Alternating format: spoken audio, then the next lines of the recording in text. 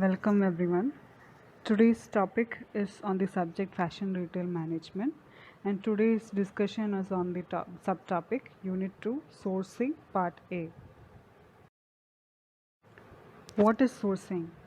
Sourcing, also known as procurement, is the practice of locating and selecting businesses or individuals based on set criteria. Sourcing is carried out in business in many different areas and for different reasons. One of the most common uses of sourcing is in supply chain management. Businesses that can find the most appropriate suppliers at the lower cost and can develop a competitive advantage. Sourcing is also a subset of recruitment, which is practically searching for the most talented candidates for a particular role. Outsourcing is a common technique where business contract out a business function, typically something non-critical such as payroll, to a third-party supplier. As a part of the outsourcing process, business will draw up a list of potential third parties and choose the most appropriate for their needs. Who is a fashion buyer? In the retail industry, a buyer is an individual who selects what items are stocked. Buyers usually work closely with designers and their designated sales representative and attend trade fairs, wholesale showrooms, and fashion shows to observe trends. They may work for large department stores, chain stores, or smaller boutiques. For smaller independent stores, a buyer may participate in sales as well as promotion, whereas in a major fashion store, there may be different levels of seniority, such as trainee buyers, assistant buyers, senior buyers, and buying managers and buying directors. Decisions about what to stock can greatly affect fashion businesses. The role of a buyer is influenced by the type of retail and business. A buyer is required to possess visual creativity, analytical skills, negotiation skills, business acumen, and a keen awareness of fashion. Retail businesses are generally classified as manufacturers, wholesalers, and retailers. These organizations vary in the scope of their activities and their range of responsibility within their particular segment of the market. According to the role of the fashion buyer, buyers typically specialize in one type of merchandise, such as women's dresses.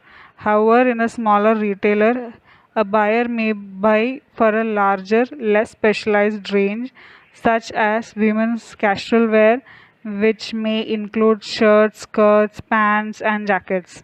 The larger the retailer, the more specific the product area is for a buyer. Large companies that have a broad range of products often have separate buying departments for menswear, women's wear, and children's wear. What is a range plan?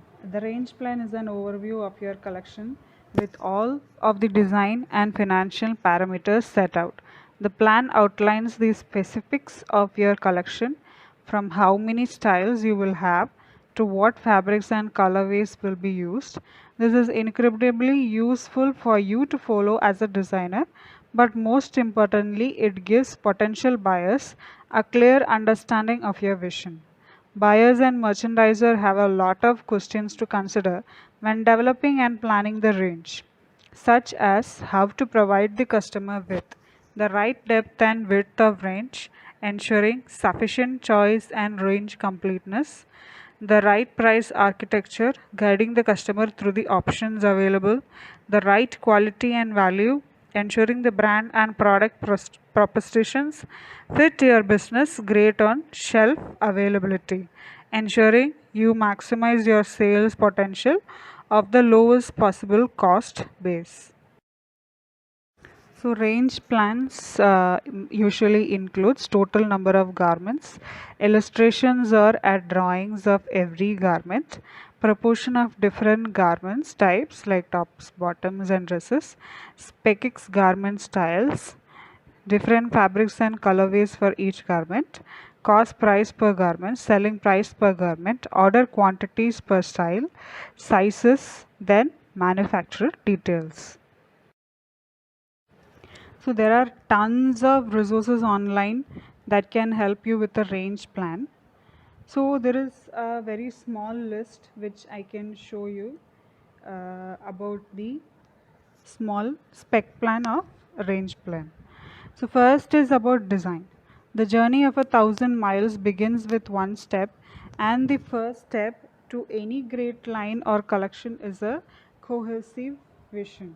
The story of entire civilizations can be told from the garments that they wore. Think about the story of your designs and the culture they recreate. A tried and true way to accomplish piecing your thoughts together is to set up a mood board consisting of color palettes, texture, and themes from various sources. When you have the overall concept of your line, it is time to begin looking at the market you're selling to. Think especially about your brand and the people that it will serve. Get specific, narrow your overall market, consider income level, gender, age, and what that particular group is looking for as the function of their attire. Second one is about diversity. It is easy to feel overwhelmed when looking at a designer collection and think that you need to produce a huge range of completely different garments per collection. This just isn't the case. Remember, changing minor details on the pattern or using a different fabric or simply just a different color can totally change the feel of a garment. Buyers often prefer to have a few key styles and number of options within that style that they can choose to best their customers. It also massively cuts down your workload. The Cutting Glass have done an awesome by numbers analysis of a Rick Owens runway collection, showing how many styles are different or the same just in different colors or fabrics. It really puts the range plan into context. So, costing. The biggest factors when pricing your line are raw material and production costs.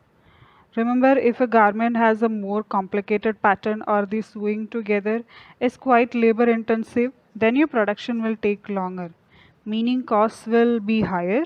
You may want to think about how to offset this. For example, if you have one or two more complicated pieces in this collection, you may have a very few really simple designs that are super quick to make. The same goes for choosing fabrics.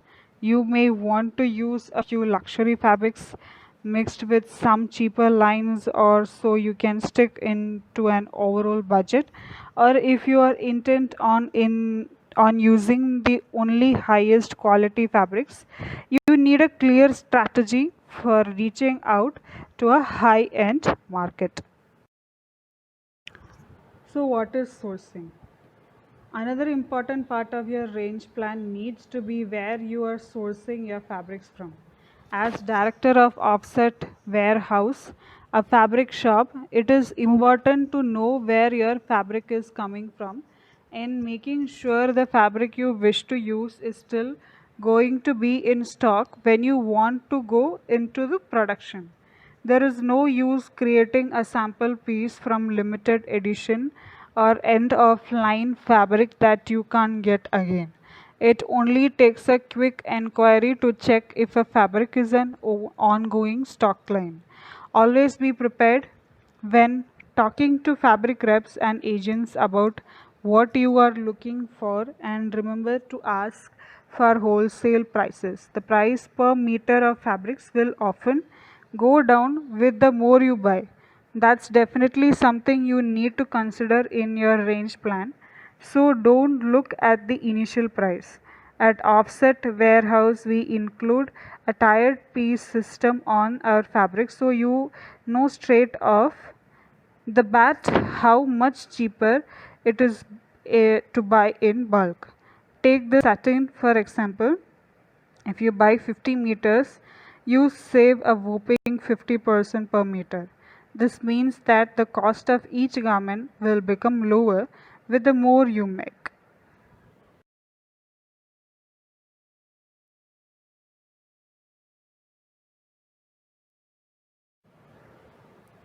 So, now next is about resources. Just like a business plan, a range plan is primarily for yourself, so include what you need. But if it's all a bit overwhelming, there are plenty of resources online to sink your teeth into before you get started. There are a philanthropy of templates you can work to your first collection, and once you have got the hang of them, you will have the confidence to embellish and make your range plan unique to you. The development of a range plan takes careful consideration and collaboration between designers, buyers, and merchandiser. While you may consider fashion your art form, you must remember that it is also a business. Keeping true to your vision is important, but to make money, you must be organized and planned. In fashion, as in life, there must be a balance.